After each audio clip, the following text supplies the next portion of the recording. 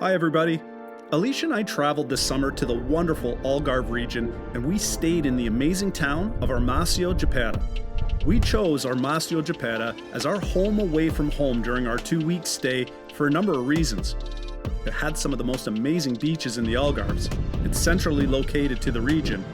It's affordable, and it was a quick 40-minute drive from Faro International Airport. Once we landed in Faro, we were able to make the quick walk to the car rental office, pick up our wheels, and within an hour, we were getting settled into our amazing one-bedroom apartment, which was just steps from the beach. With its central location in the Algarve, calling Armacao de Pêra home for an extended stay allows visitors to get to all the amazing cities and towns without spending too much travel time to get to them. I made a video highlighting Armacao de Pêra, and you can check that out here.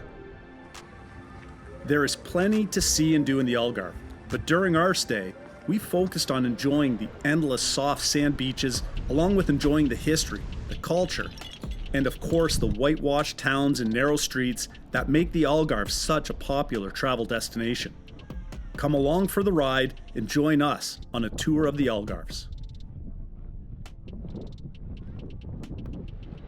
No trip to the Algarve region is complete without a visit to what was initially believed to be the end of the world, and that is Sagres.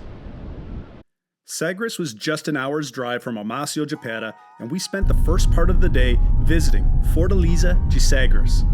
Admission to the fort is €10 a person, and when we arrived, the line to get through the impressive main gates was long and a bit slow, but once we walked behind the fortress walls, it was worth the wait. The fortress and the grounds were very impressive to see, and it didn't take long for me to ask Alicia, where did everybody go? The fortress was built in the 15th century and was later heavily damaged during the 1755 Lisbon earthquake. It was rebuilt in the late 18th century and underwent major renovations in the 1960s, 1990s, and again in 2010. In 2018, the fortress was the most visited monument in the Algarve, having recorded nearly 500,000 visitors. The fortress is located on a steep promontory to the east of Cape St. Vincent and was built here due to the privileged position of control over the surrounding coastline.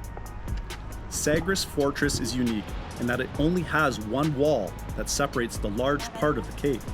From the other three sides, the fort is protected by high and steep 60-meter cliffs.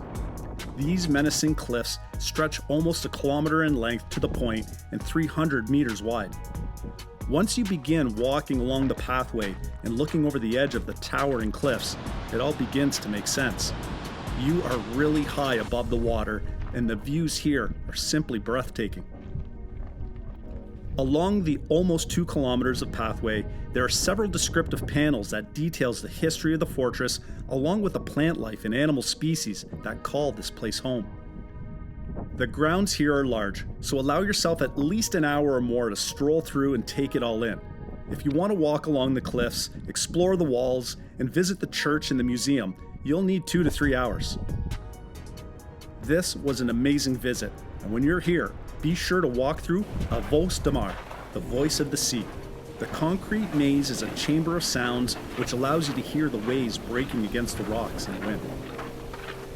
Now, the town of Sagres is quite small, and to be honest, there isn't too much here, but it's still worth a quick stroll down the main boulevard, enjoying the blend of the old and new architecture, along with a visit to Jardim de Sagres that overlooks Praia de Mareta. Sagres is well known for its surfing, and the waves were crashing into the shore on this day, so after refueling with the delicious ice cream crepe and espresso, we made our way down to Praia de Mareta to spend the remainder of the afternoon. We had a blast on the beach, along with everyone else who was there floating around and getting owned by a few rogers. I know the pictures don't do it justice, but the waves came in hot on a few occasions, and we underestimated them a couple times. If you love beach life and surfing, Sagres and Praia de Mareta is the spot for you. The medieval town of Silves is an absolute must-visit while you're staying in the Algarves. Just a 20-minute drive from Armacao de Pêra, this wonderful, ancient inland city is known for its medieval architecture, rich Moorish history, and home to the most well-preserved red sandstone castle. As soon as you cross over the Rio Aragi toward the town, Keep left and you will find a massive parking lot a few hundred meters from the wonderful streets of the Old Town. Take the time to wander up these narrow, windy roads, visit the shops, and brace yourself for what's to come as you reach the exterior to the castle walls. Seeing the castle from a distance upon driving toward town was mind-blowing. However, standing next to the main gate beside the massive statue of King Sancho will simply captivate your imagination of the people who walk these grounds. The admission to the castle is only a few euros, and it will take you an hour to walk along the massive walls overlooking the streets of Silves and the countryside to the north. Visiting the castle is an absolute must-do, and you will catch yourself asking, repeatedly, how did they build this thing? Silves is a very popular destination to spend a day, as well as being a fantastic, tranquil escape from the busy coastal areas of the Algarves. Silves is also famous for its oranges and having some of the best orange juice in Portugal, so be sure to have a glass at one of the local eateries before you leave. Another must-see is taking in the tranquility of Monchique. This small, quaint, charming spa town is located in the Sierra de Monchique Mountains and just a 40-minute drive from Armacao de Pêra. After this short, beautiful drive, you'll find yourself in one of the most elevated, scenic, and ancient parts of the Algarve. Walking the streets here will leave you speechless. Monchique dates back to the Roman times, but officially obtained town status in 1773. That's a long time ago, and you can really see the history and character as you make your way through the windy, narrow roads. The moment you enter the town, you will see Velocique, a very unique, trendy cafe that also acts as a bicycle store. Being a bike guy, this was pretty cool. Without question, it had our vote for best espresso in the Algarve. This area is a hiking and biking paradise, as there are numerous trails surrounding the town for you to explore. We decided to stay in town and walk the streets, and the deeper you got into the heart of Monchique, the quieter it became. It was so incredibly peaceful, and I was imagining the silence this town possessed in the evening, as you could hear a pin drop during the day. I absolutely loved visiting Monchique, stepping into the shops which are known for their cork products, along with some of the best honey we have ever tasted. Yeah, it was good. Monchique is a charming town, and you will definitely feel your heart rate slow to a crawl being here. After our visit to Monchique, we made the journey to check out the summit of Sierra de Monchique, the highest mountain range in the Algarve. The windy drive to the summit will take about 15 minutes from Monchique, and along the way, there are a few scenic lookouts along the route, but nothing beats the view from the top. It was a little hazy on this afternoon, but nonetheless, the views here were still pretty incredible.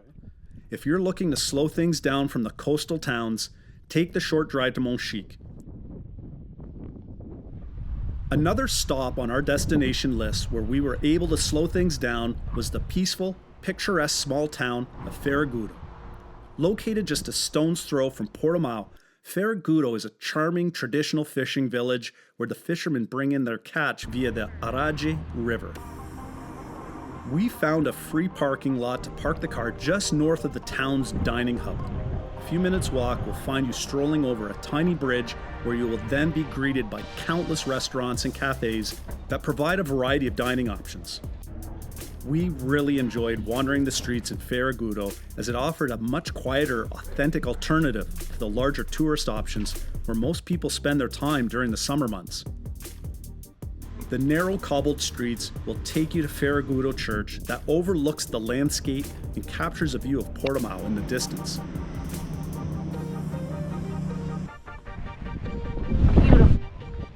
The homes here are well maintained, and you're able to see the pride that the locals take in showcasing not only their homes, but their beautiful town.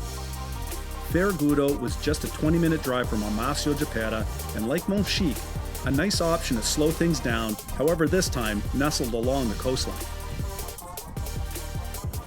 Faro.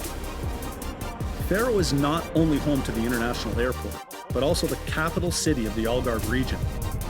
With an estimated population of approximately 70,000 people in 2021, it is the second largest city in the Algarve behind only Lulé. Faro is a very impressive city, and we timed the day of our visit to allow us an opportunity to take in a football match. Estadio St. Luís is home to Portugal Liga 2 squad SC Firenze. We just had to take in the experience of watching a European soccer game.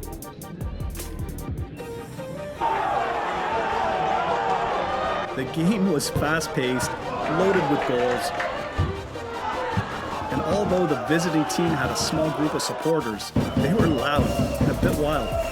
If the game didn't capture our attention, the Firenze fans certainly did. This was a great way to kickstart our visit to Faro, and I would strongly encourage everyone during a trip anywhere to Europe to sneak into a football stadium and enjoy the atmosphere, culture, and intensity of a football match. It's a riot.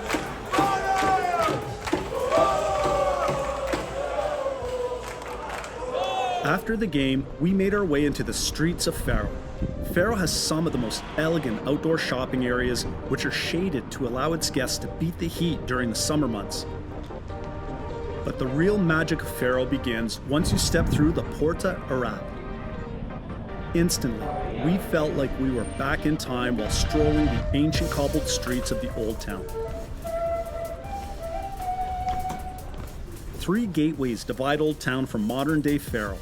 Inside the ancient Moorish walls, you will find the Gothic St. Cathedra and the elegant Bishop's Palace.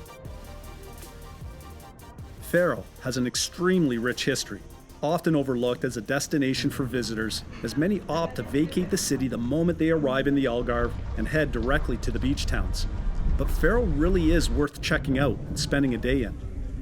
From the pedestrianized shopping center, the old town streets, to watching the planes come in over Rio Formosa, a day in Faro simply can't be missed. 7 Hanging Valleys Trail. So while you're taking in all that sun along the coast of the Algarve, be sure to catch some of those rays by hiking the 7 Valleys Trail. This trail is a not-to-be-missed hike in the Algarve. The total distance of the trail is 6 kilometers, and as you can see, it's known for its breathtaking scenery. The views from the top of this rugged coastline is one of the most spectacular views we have ever seen. The trail weaves its way along the endless cliffs, which gives you a bird's eye view of some of the best beaches on the planet.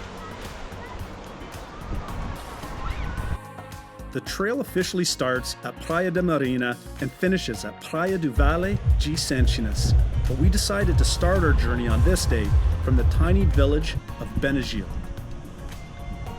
They say the trail will take you approximately 7 hours to complete from point to point, but good luck. Once you start hiking, your senses will explode with the overwhelming beauty of this rugged coastline that there is no way you're doing this trail in 7 hours, as you can't help but stop every few meters and take in what's in front of you. The trail is well marked, as you will find the painted yellow and red strips throughout the journey, but also be prepared for this adventure. Most of it's pretty level and easy to maneuver, but some level of fitness should be considered if you're planning on giving this a go. A backpack with water, sunscreen, and a few snacks is also a good idea. The scenery on the 7 Hanging Valleys Trail is spectacular, and this was truly one of the most beautiful hiking adventures we've ever done. Not bad scenery either. Carvoeiro. Carvoeiro was also recommended for us to visit and is often considered the most original style of beach town in the Algarve. There are no high-rise units here in Carvoeiro, so it gives off a much more relaxed and laid-back feel. Numerous bars and restaurants offer delicious fresh seafood, and we found a beauty on Estrada do Ferro called Weimar Restaurante. The prices were amazing, the food was amazing, and the service was 5-star. Carvoeiro is famous for its golden sandy beach, along with being a former beloved fishing village. But now, it's a charming holiday spot with waterfront restaurants, a lively square, and a scenic boardwalk. The Carvoeiro Boardwalk is a beautiful 600-meter-long cliff-top walk along a raised wooden platform that leads you toward the Algar Seco rocks. The views here are stunning, and you will find yourself venturing down the stone steps into a variety of different rock formations, where you will mingle with other visitors in what is one of the most incredible natural playgrounds anywhere in the world.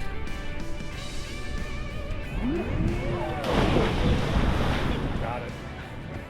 Our holiday was coming to an end, and we feel we saved the best day trip for last, and that was spending the day in Lagos. Lagos is an ancient maritime town with more than 2,000 years of history. It is one of the most visited cities, not just in the Algarve, but in the country of Portugal due to its tourist-friendly beaches, rock formations, its vibrant summer energy, and of course, its historic old city surrounded by its ancient walls. The main boulevard into the city that splits the marina to the old city is a slow grind to find parking, so we entered Lagos just to the north and parked for free just behind Julio Dante's Secondary School. From here, it was a 9-minute walk to the west entrance to the old city. The windy, cobbled streets, with all their twists and turns, will get you turned around a bit, but that is the beauty of exploring these amazing ancient cities by foot. Go, get lost, and stumble on things you weren't expecting to see, and in Lagos, you will discover the creativity that elevates the city to another level when it comes to the charm, uniqueness, and energy. Everywhere you look, you will find street art, from years past to modern times. And once again, like other Algarve communities, the contrast of the young and old buildings, shops, and restaurants really draws you in. We made our way through Rua Silva Lopez, and it was here where our senses were overwhelmed by the variety of dining options available. You could smell the dishes being prepared, and it made it difficult to choose which place to try. We continued our journey north through the old city, captured the vibrant modern market that draws in many visitors who visit Lagos by boat. The marina here is massive, and some of the vessels are simply incredible. During our walk, we found ourselves in front of Restaurant Munich. Munich is off the beaten path, and it will take a bit of time on foot to reach it, but it is worth the walk and also a chance to break away from the big crowds that consume the narrow ancient city streets. We were blown away when we saw what came out. The portions at Restaurant Munich are gigantic, and the quality of the meal was 5-star. So this was our 2 weeks in Algarve, Portugal, and it was an absolutely perfect holiday. We were able to take in a lot of the region and experience the culture in detail, where a short Algarve stay prevents you from doing so. We paced ourselves flawlessly on this getaway by blending our day trips with days on the beaches, and we were very impressed by the scenery, the atmosphere, and the service we experienced by the amazing locals who call the Algarves home. Thanks for watching the video, and if you have any questions about the Algarve, please drop a comment and I'll be sure to get back to you. Happy travels, everyone.